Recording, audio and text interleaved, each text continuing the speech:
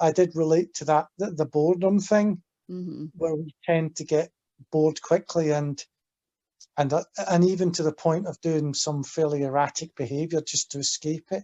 Oh, absolutely. I think, and Arya has said, she probably has some of the, more of the typical behaviors, I think, like a criminal record and stuff. And she basically admits, almost all of those can be attributed to boredom. She was bored, she couldn't, and she says she feels boredom like worse than like a sickness, that it's the worst sickness, that she'd rather have the flu, for weeks, rather than be bored for like 5 minutes.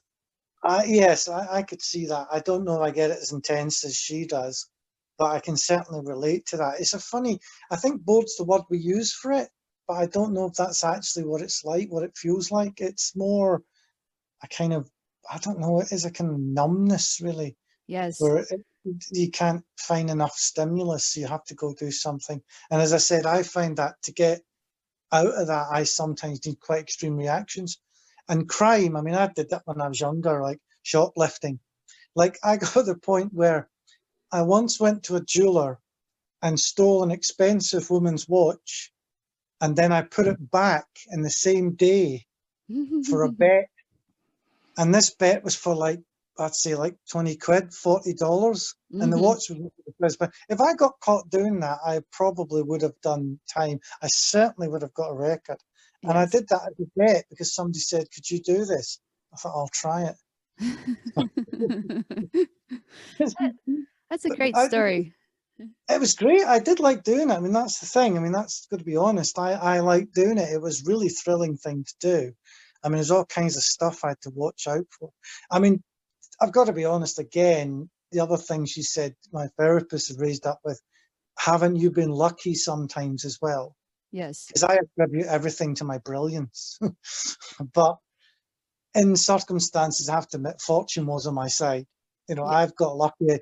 I could have got into trouble with the laws lots of times because of behaviors, because I just, I don't know. It's not that I don't have respect for the law, or I don't think it doesn't apply to me. People often say that when they talk about psychopaths, and I don't really agree with that. It's not so much we don't think it applies to us. It's just that at the time we can bend it or break it, and it doesn't really cause a great deal of harm.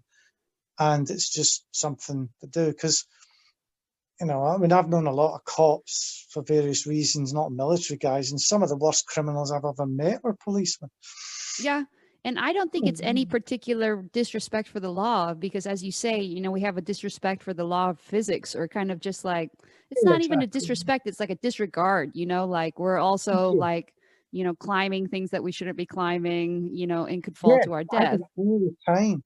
Like scaffolding, when we were outside our school, there was some scaffolding, and they said it's dangerous, don't climb the scaffolding. So we climbed the scaffolding and got caught. And back in those days, we used to get corporal punishment, where Mm. they'd hit you with this big leather belt across the palm. Hmm. The Scotland was brutal, it was like Hogwarts. So we got caught for that, and this guy I was with was quite nice, worried we're going to get hit with it, and I thought, it was fair enough. And I was like talking my way out of it as I did it before. Unfortunately, the guy who caught me knew the other bloke who'd caught us doing it the week before, Mm. and so we didn't get away with that one.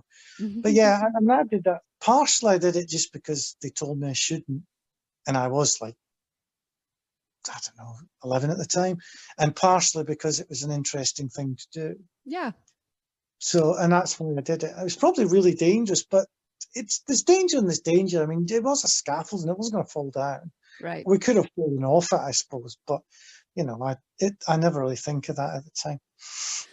Yeah. So it's interesting that you say kind of like this boredom. It's almost like not a boredom. So again, I was listening to that Mm. continuing legal education seminar Mm. where he's talking about borderline, and he kind of talks about an emptiness. And it's, Yeah. I've written a little bit about it before. And I think in this like second book, I'm like thinking more about it. And so I'm going to run a theory by you, if you don't Mhm. mind. So I think the boredom, I kind of think maybe a source of it is that it comes from a lack of kind of regular self-expression. Like, I think that people, normal people, they have a sense of identity. And when they make choices, they're like, this represents me in some way, like, I'm going to tell the truth. I'm an honest person. So for Yeah. them, a lot of these simple daily choices, even like buying organic, I care about my health, Mm. or, I care about the earth, or whatever else they're doing, they're reflecting their self and their values and Mhm. their preferences as they're making these kind of daily choices. You take a psychopath, sociopath type person, and let's say they have a weaker sense of self. They don't really have that. They're not making choices based on that type of thing.